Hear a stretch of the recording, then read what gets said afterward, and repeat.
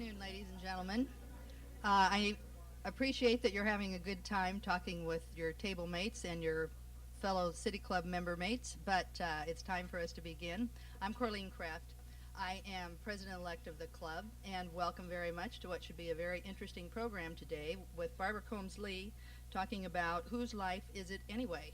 A look at Oregon's assisted suicide law. We do have a few items of City Club information to impart before we get to her interesting presentation, one of which is that astute observers and astute readers of the bulletin will know that Earl Blumenauer was supposed to be here next Friday, but events in Washington impinged, and so we learned yesterday that he would not be here. So the program committee was working on some very creative ideas, but fortuitously, Secretary of State Bill Bradbury's office presented us with a request to speak just yesterday, and breaking news, we got it wrapped up this morning. So, because it will not be in your bulletin, let me explain what he will be talking to us about. He's talking about from eliminating punch card ballots and fighting to maintain funding for the 100-year-old voters pamphlet to creating a centralized voter registration center. It's already a busy time getting ready for next year's elections in Oregon. With signatures due on November 25th, for a potential referendum on the legislature's revenue package. Did we know that? That was news to me, that the signatures were due by November 25th for this referendum. Oregon is facing a February 3rd special election. Please join Secretary of State Bill Bradbury as he discusses these issues and other related election issues. Should be an interesting program, very topical, and thank you for Bill Bradbury's office for saving our bacon. You can reserve online today, by the way, by going to www.pdxcityclub.org. And now I would like to tell you about a couple of unique opportunities for City Club members. On Thursday, November 20th, the Artist Repertory Theater will perform Nickel and Dimed, which is a play based on Barbara Ehrenreich's best-selling book about the lives of people living on minimum wage. Discounted tickets are $20.80, and the performance will be followed by a special post-show wrap-up for City Club members. The event's sponsored by the City Club's Arts and Cultures and Business and Technology Issue Committees and Artist Rep.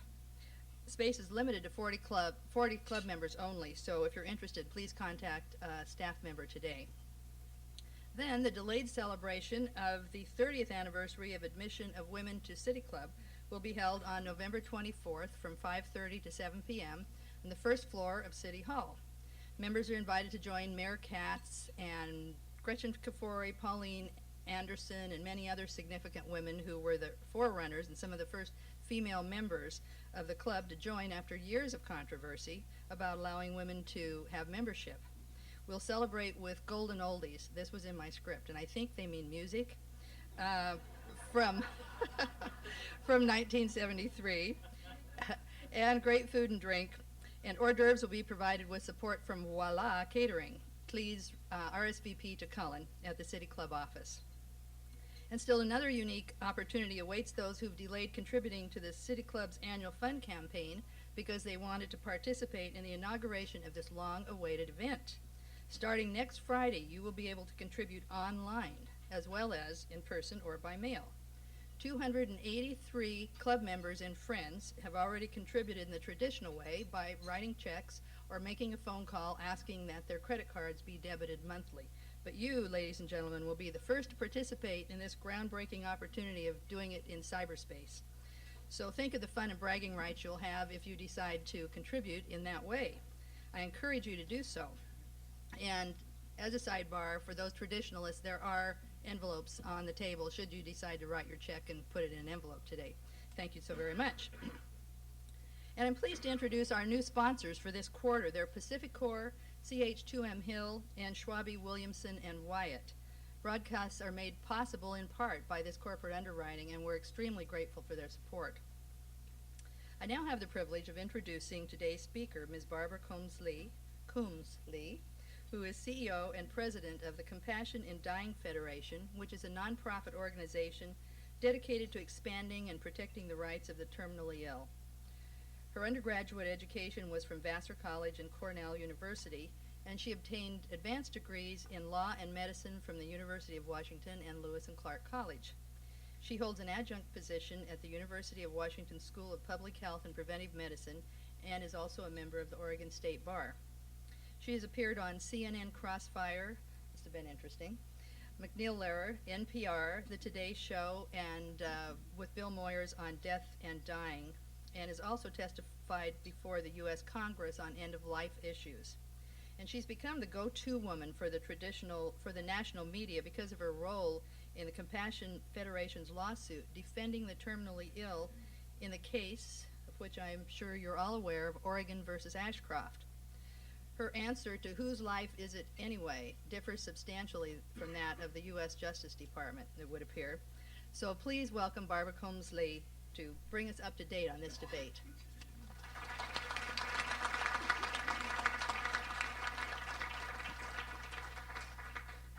Thank you, Corleen, and thank you to the City Club for inviting me here. It's an honor to speak with you today. The advanced directive of the assisted dying law in Oregon works well because of some very dedicated people here in Oregon, and right off I wanted to recognize them. They are people who work with Compassion Dying of Oregon. Teresa Grove is here. She's the chairperson of the board of Compassion Dying of Oregon, and George Amy is the executive director.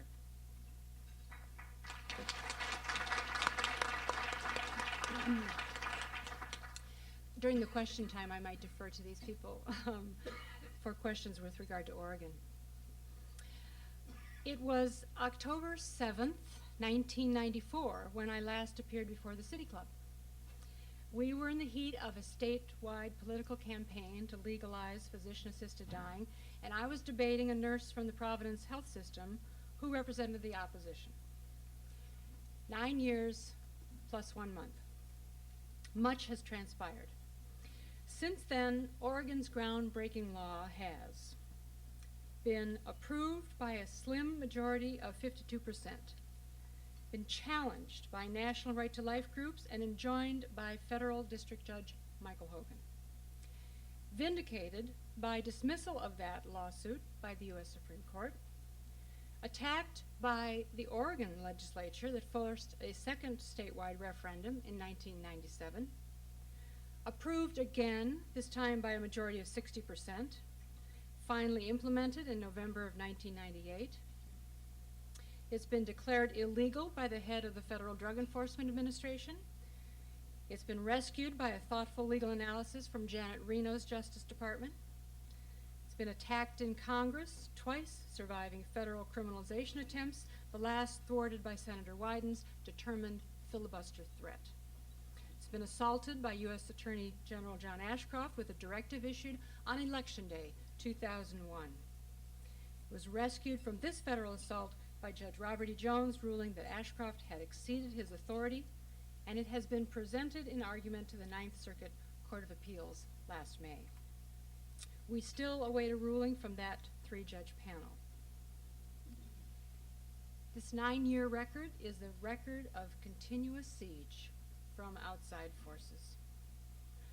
But kind of like the little engine that could, this modest law has valiantly and steadfastly chugged along to deliver hope and comfort and choice to thousands of Oregonians facing a terminal illness. Along the way, it's been studied from every angle by state regulators and researchers, from the Oregon Health and Science University to the Oregon Health Division to the Federal Centers for Disease Prevention and Control in Atlanta. The data set emerging from this scrutiny provides an unassailable record that shines as a beacon to other states that might emulate Oregon's experience. At the risk of reducing this talk to a litany of scientific facts and figures, I do want to touch on some highlights of that research. The basics are these, and many of you are familiar with them. Over 5 years, 198 individuals have completed the elaborately safe process to obtain a prescription for life-ending medication. Only 129 have self-administered the medication. The eligibility process involves 2 physicians, an attending and consulting, who must verify the diagnosis and prognosis and attest to the mental competence of the patient, the absence of undue influence, coercion, or psychological impairment, order a psychiatric evaluation if impaired judgment is suspected, advise the patient of all treatment alternatives, including hospice, document 2 oral and 1 signed, witnessed, written requests, enforce 2 waiting periods, confer with the dispensing pharmacist, and submit written documentation of all of this to the Oregon Health Division officials. Patients making requests are generally dying of cancer, elderly, well-educated, and receiving hospice services at home. Yearly reports from Oregon officials have appeared in the highly esteemed New England Journal of Medicine. Other medical journals that also apply strict peer review to ensure credibility and integrity have published rigorous epidemiological studies. And it's been one piece of good news after another. In 2000, the New England Journal of Medicine reported results from investigators at the Veterans Hospital, OHSU Center for Ethics, and the Providence Health System. This study confirmed official state reports and found no unreported cases in a statewide survey. It found that physicians grant 1 in 6 requests and 1 in 10 requests results in a hastened death. Some patients with symptoms of depression did make requests, but none had their requests granted. The next year, in 2001, these same investigators reported in the Journal of the American Medical Association that Oregon physicians had responded to the new law by gaining knowledge in pain treatment, making more referrals to hospice, and improving their ability to recognize psychiatric disorders among the terminally ill. The physicians most likely to receive a request for assisted dying were those who, no surprise, treat many dying patients, but also those who find care of the dying intellectually and emotionally satisfying, and those who have improved their knowledge of pain treatment since 1994. 51% of Oregon doctors support the law, 17% are neutral. Most wanted the choice for themselves. Few have changed their minds, but of those who have, twice as many adopted a favorable opinion as an unfavorable one. By 2002, routine tracking demonstrated the beneficial impact of choice on the quality of end-of-life care. Oregon's rate of hospice use, the percentage of deaths in acute hospitals versus home settings, and the quality of pain care all compare favorably with national averages and trends. Oregonians now receive the best end-of-life care in the nation. In 2002, the New England Journal of Medicine published a remarkable study of how hospice nurses and social workers who cared for at least one patient requesting assisted dying compared them to their other hospice patients. They reported that requesting patients fear of the loss of control, of independence, and of mental function more than their other patients do. Requesting patients, however, are less likely to be depressed, anxious, or in pain than their other patients. Family caregivers are more likely to find meaning in caring for their loved one, more prepared for the patient's death, and less burdened by their care than the families of other patients. Compassion's own data indicates that the choice of legal assisted dying prevents premature and violent suicides. We've tracked 59 patients who came to us with a plan and the means for violent suicide and never followed through once a peaceful, humane choice became available. Only 20 of these individuals ultimately did hasten their death under Oregon's law. And anecdotal evidence from hospice personnel confirms a lower incidence of violent suicides among hospice patients in Oregon. This compelling research data has persuaded even staunch moral opponents that they should not oppose efforts to legalize a medical alternative that has been found desirable to many and harmful to none. This February, the Hastings Center, which is a highly respected bioethics think tank, published an article by a professor of religion who believes, and he wrote, quote, "It's for God and God alone to make an end to human life." Nevertheless, he offers a thorough analysis of Oregon's experience, and he concludes that arguments in favor of prohibition of assisted dying are not particularly compelling. And those like him, with deep moral opposition, should not stand in the way of thoughtful individuals who favor legalization. Oregon has a great gift for the nation. It can give to other states its exploration of the previously uncharted territory of assisted dying. It can share the path it has discovered to excellence in care and comfort in choice.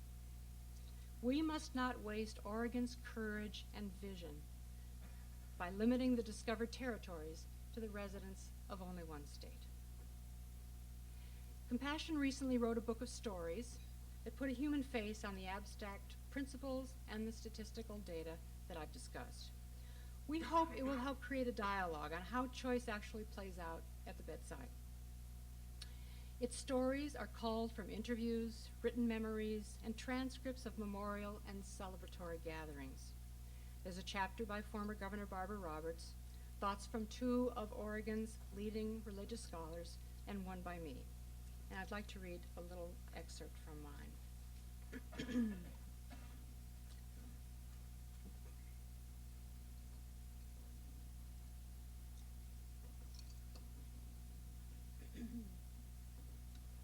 This chapter is called "A Death of One's Own."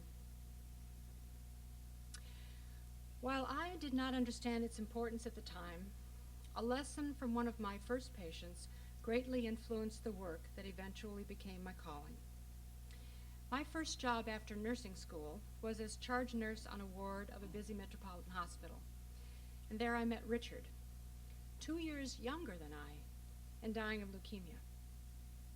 His parents were heartbroken and estranged from their son. They rarely entered his hospital room, instead spending days and nights in the solarium at the end of the hall. One day Richard asked me how he would die, and I answered him honestly, "You'll probably start bleeding too rapidly to replace the blood loss with transfusions. Death will be painless and peaceful." I also shared with Richard my hope that he and his parents would reconcile before that happened. At that time, I felt entitled to nudge him toward reconciliation. Twice I raised the subject, and then Richard firmly put me in my place. "Oh, no, not you too," he said. "You know, everyone has their own agenda for me, but this is my death, and I'll do it my way." Richard was right. I had tried to impose my own desires and set him on a course that felt right to me. Instead of helping him ask questions, I was trying to give him answers. And this was the beginning of my supreme respect for the beliefs and the values and the preferences of any person who is close to death. The realization that respect for the dying had a political component came many years later. As a lawyer, I staffed the Oregon Senate Committee, and the chair of that committee is here tonight, Bob Shoemaker, through which Senator Frank Roberts, a revered statesman, wanted to introduce a bill to allow physician aid in dying. The senator had terminal cancer, the stature of a long and distinguished career, and the advantage of being married to the governor. But even with all this prestige and experience, he could not get a fair hearing for his bill. So the note in my church bulletin about a group organizing to place an aid in dying bill on the statewide ballot caught my attention. That was 1993. I responded, and events fell into place so exactly that my work at Compassion in Dying now feels like a call. The stories in this collection come from individuals who have turned to compassion for hope, dignity, and choice in the process of dying. In particular, the featured individuals in this book wanted the option of aid in dying, legal under Oregon's Act.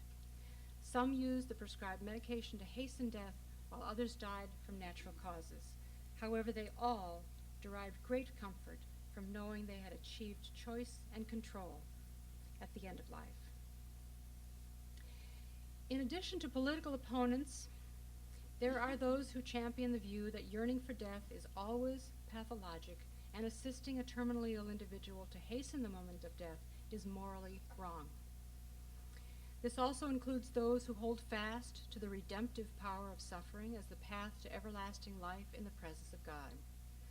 The difference between these perspectives arises from fundamentally different attitudes toward life, death, and the divine power.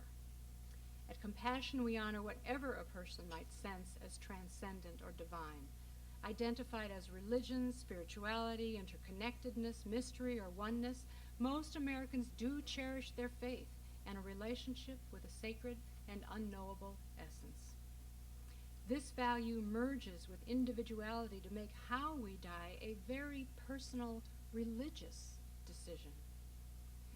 Quoting the philosopher's brief in Compassion's Supreme Court case, Washington versus Glucksberg, most of us see death, whatever we think will follow it, as the final act of life's drama, and we want that last act to reflect our own convictions, those we have tried to live by, not the convictions of others forced on us in our most vulnerable moment. Facing death with our senses intact, sharing farewells and closure with family, exiting with courage and grace can have deep spiritual meaning for those whose relationship with the divine embraces those values. For them, affirming these values affirms the sanctity of the gift of life.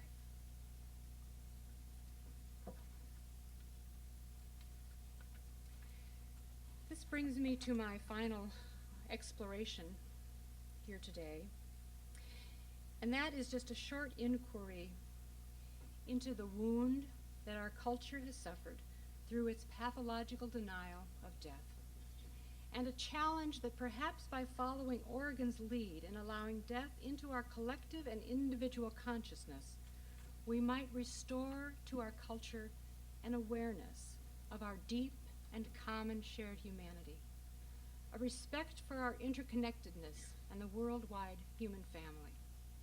We might restore a sense of the precious, transient nature of life and overcome the arrogance of a presumed invulnerability. Collectively giving death its due might give us a better place from which to live. Along with millions of Americans, I watched the public broadcasting series by Bill Moyers about death and dying.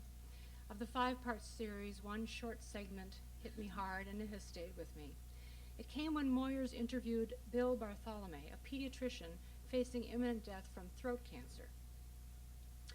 Bartholomew generously talked on camera about his inner experience as he got closer to death. He was getting closer, both as in sooner and closer as in more friendly with. He talked about what it's like to live in the light of death. Not expecting to see another spring and then seeing one, he experienced as an incredible miracle. He said, "Death transforms living in ways that we in this culture do not understand. I think we need to think of death as sugar, as something that gives life that pizzazz, makes it sweet. Who among us doesn't yearn for the sweetest life, yet simultaneously work to shut out all thoughts of death? Doesn't denial of death in our culture rob us of the sweet richness of life? As Epicurus noted centuries ago, the art of living well and dying well are one." Reverend Paul Smith wrote about ministering to Arthur Ashe as he was dying of AIDS. In his book, Facing Death, Paul makes the simple yet elusive point that death is not the worst thing that can happen to us. When we live as though death is the worst thing that can happen to us, we live in constant fear and retreat into denial, because death is an inevitable and defining part of being human. Giving into fear and denial, we stand to lose something even more precious than life itself. We stand to lose our passion for life and the call to savor it every day to the very core of our being. One Compassion client, Norma Reese Davis, was a poet.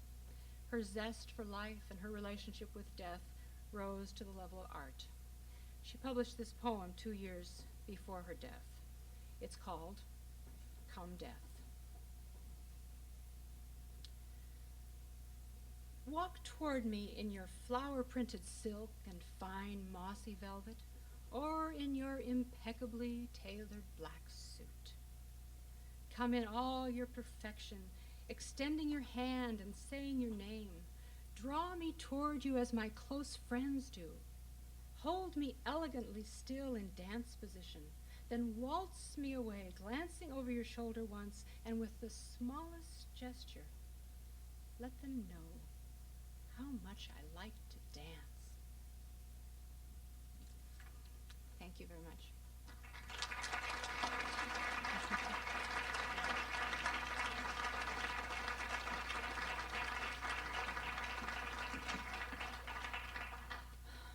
As you know, one of the benefits of City Club membership is that members only have an opportunity to ask questions of our distinguished speakers. Today, our board host is Kurt Wabering. He's a 20-year member of the club and is currently the chair of the research committee, the research board, pardon me. He is also the head of Sextant Consultants, which is a planning and management consulting firm.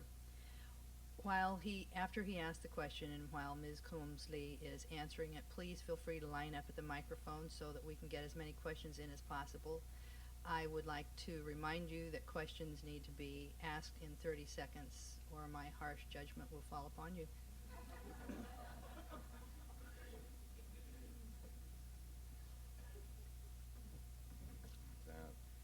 Let's see, back in 1994 when Oregon passed this measure, I was part of a ballot measure study committee of the City Club, which took on looking at a repeal of the law. The law was passed in 1994, and at the time, in an unprecedented measure, the legislature referred to a ballot measure which was to repeal it. We unanimously made a finding that we recommended, excuse me, and the City Club adopted. Our position was that that ballot measure, people should vote against it, that is to retain the Death with Dignity Act, and that's actually what happened. It was a very interesting thing. So I have some background in this, and I understand how politically controversial it is. So my question to you, Barbara, is where else is this happening in the country, and what's your advice to people if they want to build a consensus to adopt legislation like this?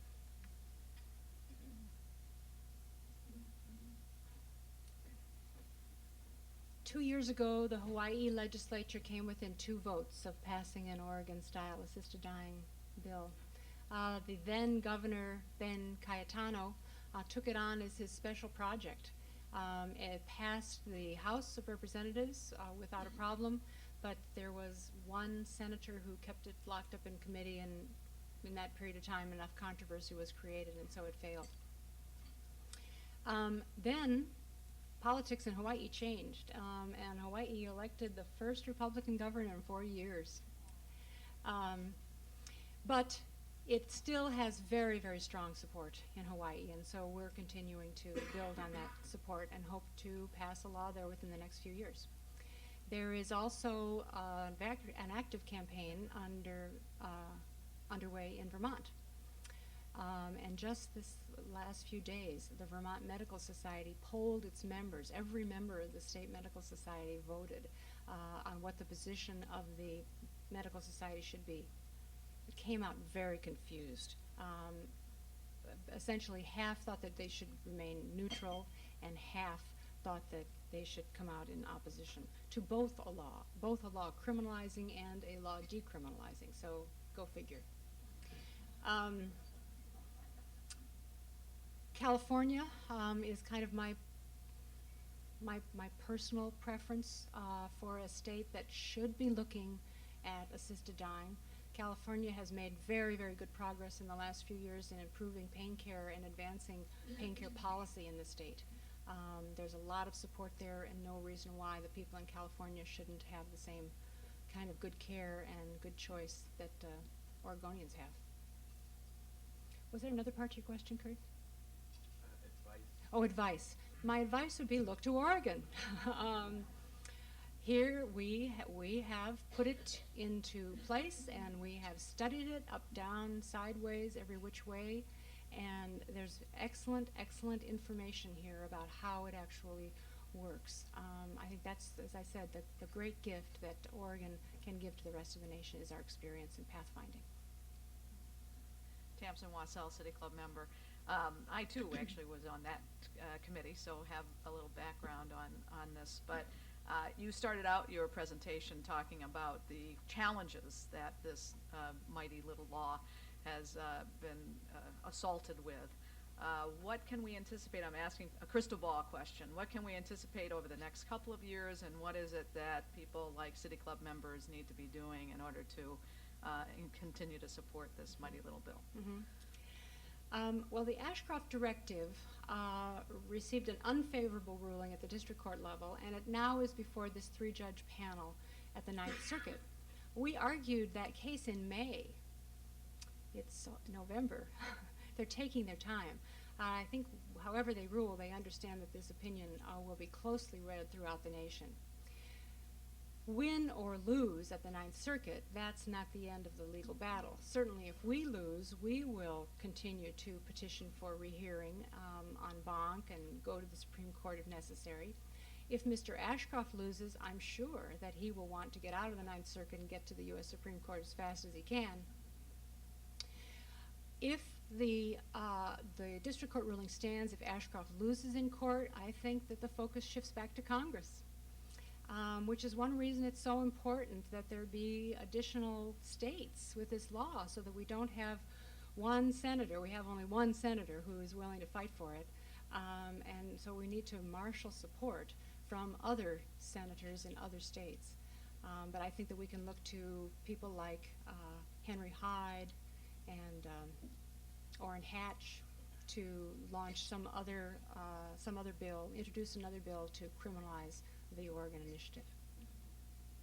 Hi, Barbara. Bob Shoemaker, member. Thank you very much for that talk. It was wonderful and moving.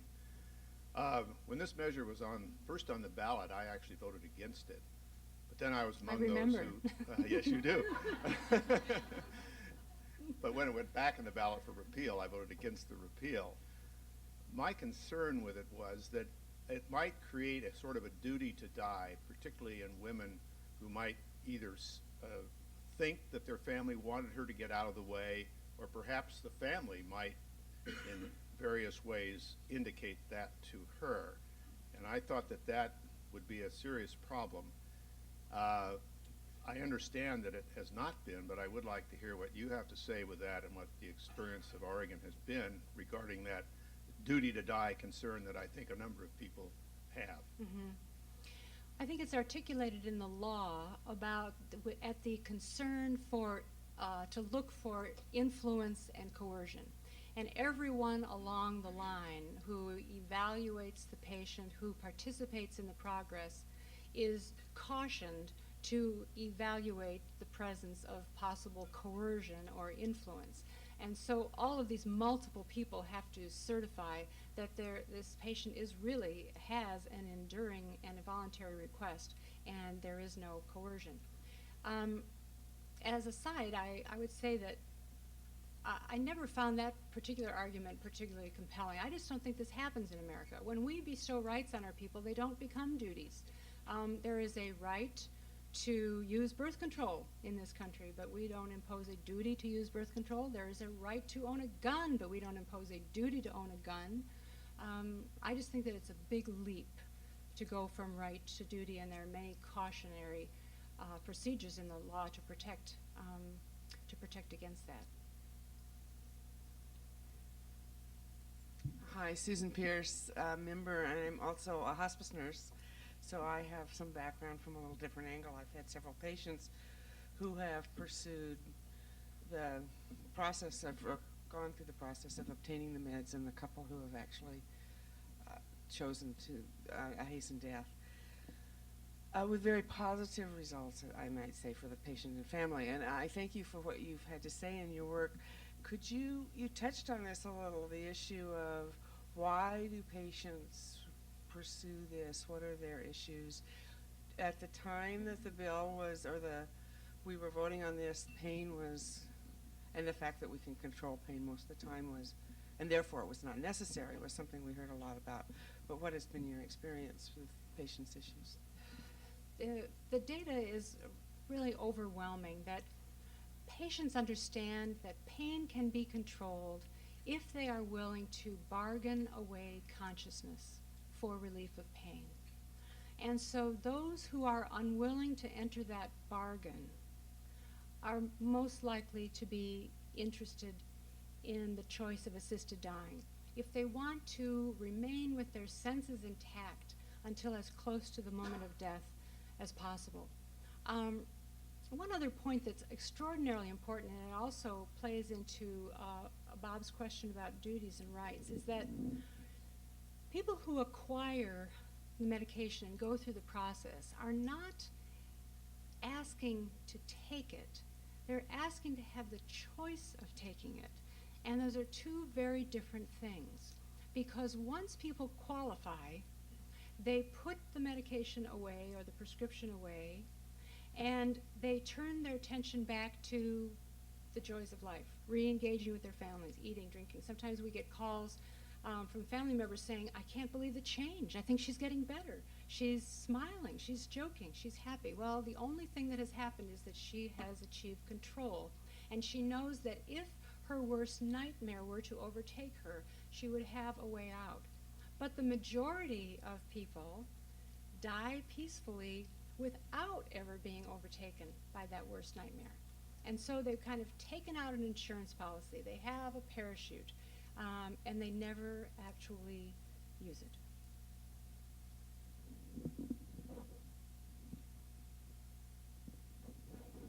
I feel so strongly on this issue that it's hard for me to even take the microphone. Thank you for what you're doing.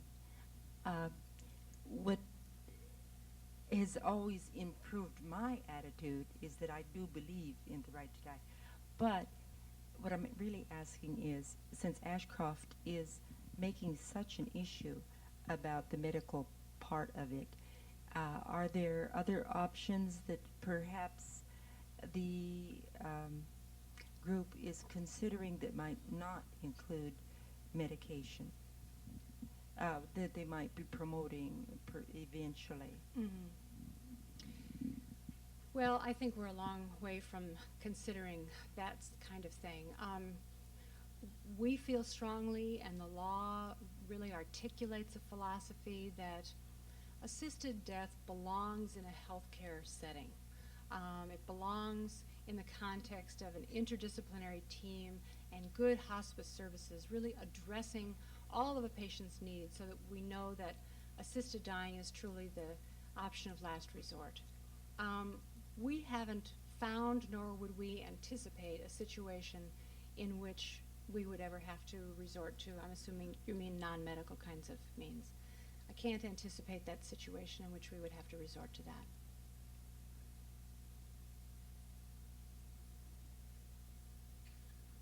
Yes, Steve Gregory, member. I appreciated your giving a brief review of the situation in other states in this country.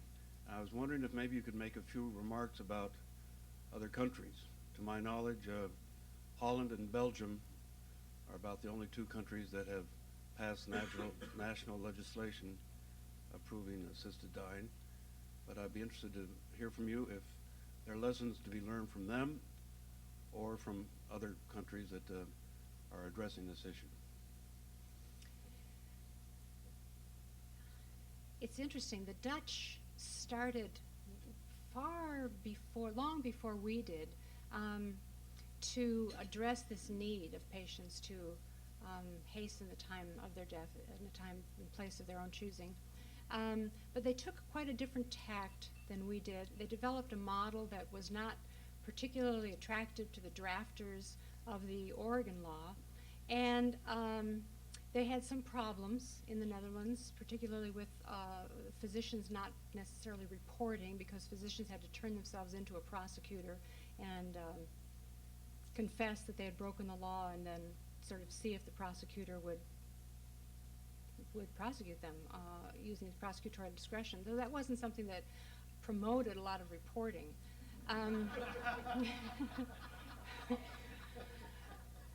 And the Dutch have actually learned from us. They, after 20-something years of sort of struggling along with that system, they passed a law of their own in the last few years. And there are some real similarities to the Oregon law. So I think that in some ways they have taken some lessons from Oregon. Assisted dying is also legal in Switzerland by a sort of a loophole in the law. Because it is not illegal to help someone die if one has a beneficent purpose. And so some people actually travel to Switzerland, and there are some organizations that help them die. It's a travesty, though, that people have to uproot themselves when they're terminally ill and separate from everything that they know and love and their families and travel to distant states, or, well, no one comes to Oregon, but to distant countries. They shouldn't have to even consider that. It should be available in everyone's hometown so that people can die in the peace and the comfort of their own surroundings. Yes. Bruce Curry, City Club member, and I'm a retired clinical social worker that visited nursing homes for the state of Oregon, and many of competent patients that had no sense of quality of life continued. I would hear them ask over and over, each one when I visit them, saw them on my business, when is God going to take me? And that was in the 70s, so long before our bill. I was there at the legislature, and the first time the bill came through the legislature, it never got out of committee. I think the right to life was was focused on something, so it never got out of committee. Anyway, I think that you mentioned Congress. And I think it's important then for all of us to keep in contact and write to our friends and tell our friends in other states. Yes. The value. You mentioned advance directives, so I'll just take the opportunity to put in a plug for advance directives. Everyone should have one. We have an excellent advance directive law in this state, again, thanks largely to the efforts of Bob Shoemaker. We have a provision in our advance directive where not only the conditions of terminal illness and permanent unconsciousness, but also a condition in which, for instance, the condition in which Terry Schiavo finds herself, a condition in which we have no cognitive abilities, we cannot recognize our loved ones, we cannot feed ourselves. We in Oregon can check that provision on our living wills and instruct caregivers in advance that we would not want to have a feeding tube implanted if we were in that kind of a non-sapient condition. So we're very, very fortunate in this state. Joella Whirlin, club member. I want to ask you a little bit more about advance directive. I just came back from a conference in which life review and reminiscence was very much a part of this, getting end-of-life stories. And I saw a wonderful pamphlet, I'm not sure whether it's adopted by any particular state, called 5 Wishes. Have you seen that? It's a much more extensive advance directive with much more opportunity to write in what you really want and how you see your life values playing into how you are treated at end of life if you are not in control. And I just wonder if there's any effort to change the advance directive to make it more comprehensive, to make it more something that everybody will have early on in their lives to deal with. Mm-hmm. Yes, there are many efforts to promote advance directives. And I guess the good thing about the Terry Schiavo case is that the problem is being blasted by the media all over the country, and the clear message is don't risk these kinds of bitter family disputes because people don't know what you would want. For God's sake, write down what you would want. And I think I'm a big fan, actually, of more expansive advance directives, and I think that we shouldn't be constrained by the words on the written page that the legislature provides. I think that we can write any kind of a narrative that we want, and I think that that can be very instructive to the people who might be making decisions for us. It wouldn't be dispositive, but it would be very influential. Yes. John Walls, City Club member, and I've been through the hospice with 3 patients in the last 3 years. It seems to me that there's a lot of lying going on, maybe lying to themselves, like people like Ashcroft, on what things happen. You know, there's a lot that isn't said in hospice, it's just done. And if we go to the hospice, or the Ashcroft mode, do we outlaw large dosages of morphine and Ativan? Do we send the police to take a dialysis patient back to dialysis? I mean, how far do we go if we eliminate this? Right. Well, that is one of the big concerns about the Ashcroft Directive. Not only the effect that it would have on our little law here in Oregon, but the horribly damaging impact that it would have on pain care in every state in the country, because it would create a federal crime of causing a death, intentionally causing a death with a controlled substance. So any time a hospice patient died relatively soon after receiving a dose of pain medication, the physician and the nurse and anyone else attending could be subject to claims by observers that, in fact, that was an intentional. You intended that patient die soon after you delivered that dose. So it would have an enormous chilling effect. The safe thing would be to undertreat pain, and so we would see terrible, terrible undertreatment of pain from coast to coast. The undertreatment of pain is already a national scandal. Half the people in the country die in moderate to severe pain in a 1995 study, very, very highly respected multi-facility study. Most people die in moderate to severe pain, and if the Ashcroft Directive were allowed to become enforced, the problem would get much, much worse everywhere, including Oregon. My name is Jeremy Marquez. I'm from the Lincoln Constitution team. You spoke earlier about a leukemia patient you worked with. You also spoke about how you felt obliged to convince this person to die with dignity. I'm wondering exactly, where do you think you get the obligation to, convince this person? I'm just curious what you think. Right. Well, that was the point of the story. I was trying to convince him to reconcile with his family before he died. And he accused me of imposing my values of family reconciliation on him before he died. That had nothing to do with assisted dying at all. It had to do with his family reconciliation. Ann Bisgeyer, City Club member. As somebody with a stage 4 cancer, I've had to look at death very differently. And your talk about our culture and how we deal with it. Are there examples you have or ways to tell people how to help people make death a part of life as just our next step, and it's not something to be so afraid of, and what to do and how to, deal with it and talk about it? Mm-hmm. Well, I think that Oregon has come a long way in taking death out of the closet. We have been talking about these very difficult issues in public forums for a long time. And it's to the credit of Oregon citizens and Oregon leaders that has been possible.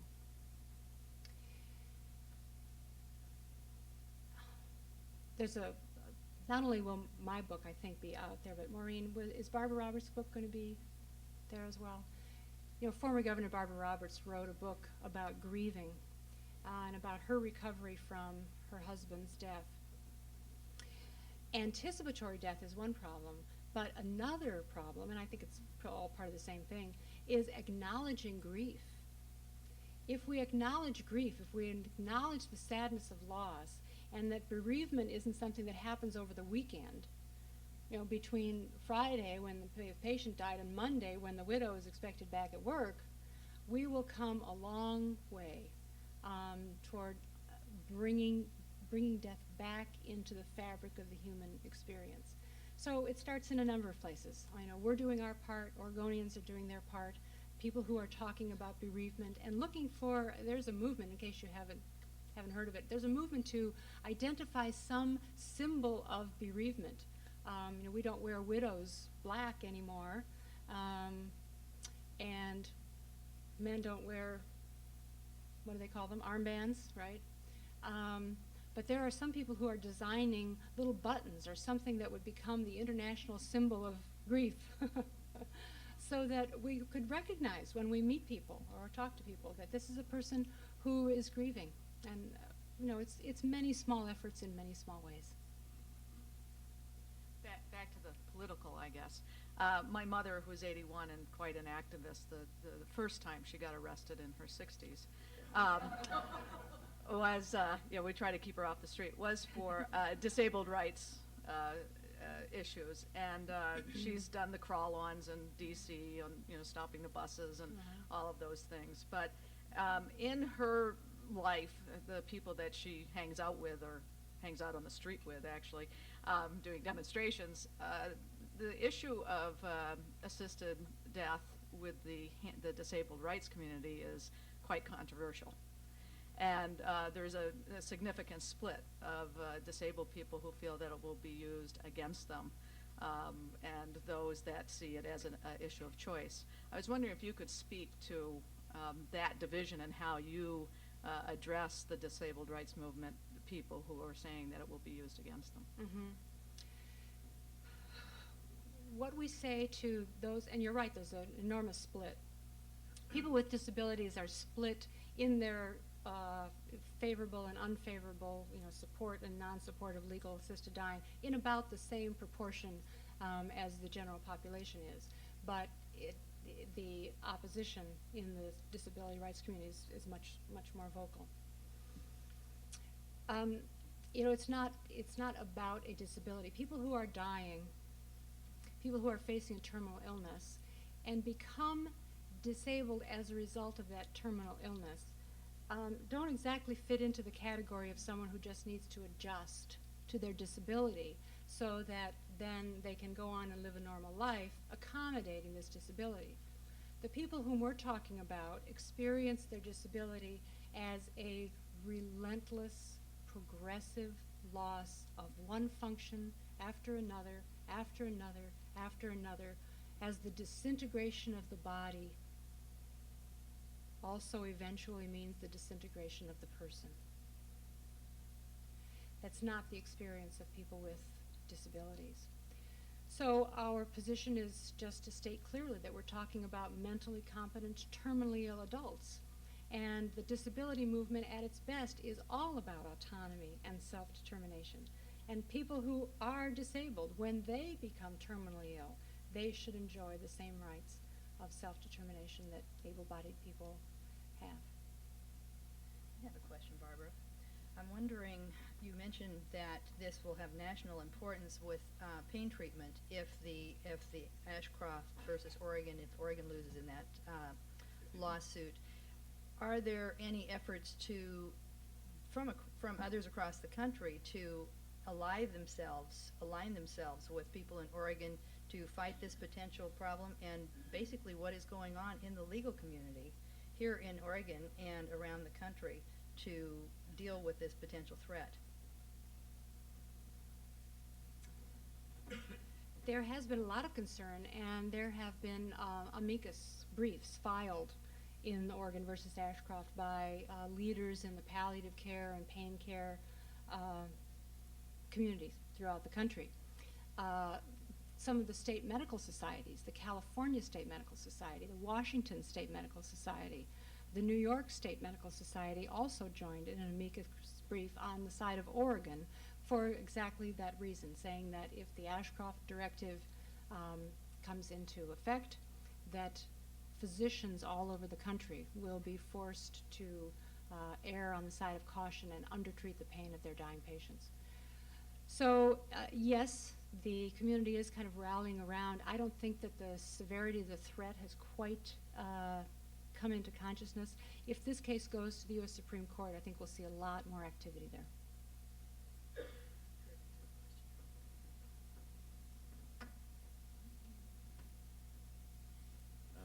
I want to move this from politics to religion for a moment. There are some religious traditions.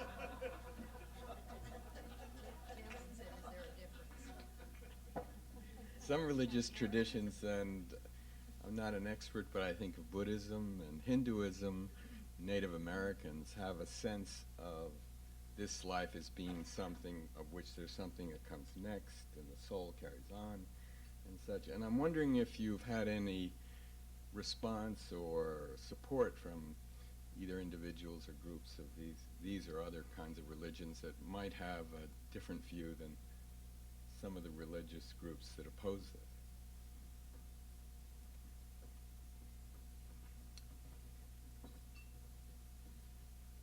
Well, no, within any religion, there's a lot of diversity of opinion, of course. And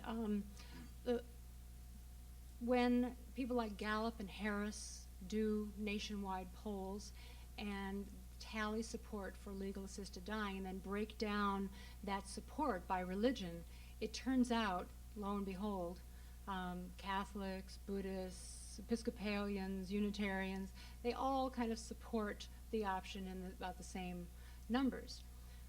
But the official doctrine, of some churches is particularly opposed. The Native American and some of the indigenous beliefs, I think, are particularly hospitable to the idea of assisted dying. We had one client in California whose husband was a shaman, and she was dying of ovarian cancer and had suffered with ovarian cancer for many years. She accumulated medication to hasten her death, and they decided on the day and the time, and as the friends gathered with her, he went to a high mountain, and at the exact time that she took her medication, he drummed her soul across to the other side.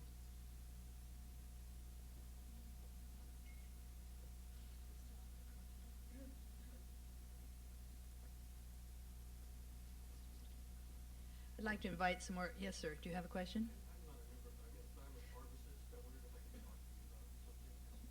Certainly, if you observe our 30-second rule. Thank you. Or our 30-second advisory.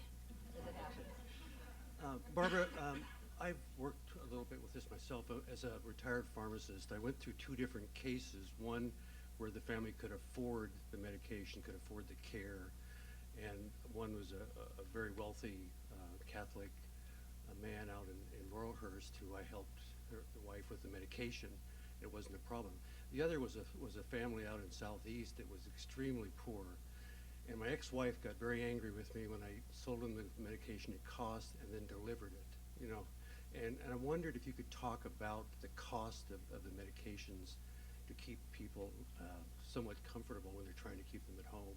It really bothered me when I could see them wasting away and not being able to afford this medication. And then 3 generations trying to find a way to take care of the grandfather. You're talking about pain medications and medications for pain and symptom control at the end of life. Some of them are extraordinarily expensive. But hospice care in general, I think that all insurers agree that hospice care is extraordinarily efficient and effective and a very, very good bargain. In this state, no one is denied hospice care. No one is denied medication in hospice. Hospices that, or a patient who is not covered with insurance, hospices retain funds to cover those individuals' care. I think that that's one of the wonderful things about Oregon, and that's one of the things that makes this law work so well. Hospice care is pretty much universally available. Well, thank you so much. Barbara, for a very enlightening, and thank you for the good questions, very enlightening and very moving program today, and we'll hope to see you next Friday. The meeting is adjourned.